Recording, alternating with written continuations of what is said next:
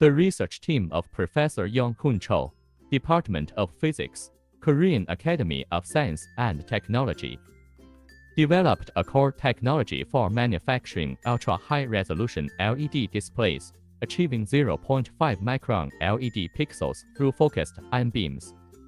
It is reported that the pixelization of ultra-high-resolution LED displays usually relies on the etching method of physically cutting the area around the pixel. However, as LED pixels become smaller, various defects appear around them, such as increased current leakage and reduced luminous efficiency.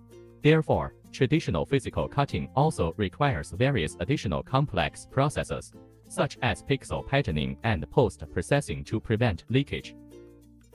Professor Yong-Hoon Cho's research team has developed a technology that can be used to produce micron-sized LED pixels using focused ion beams without the need for complex pre- and post-processing.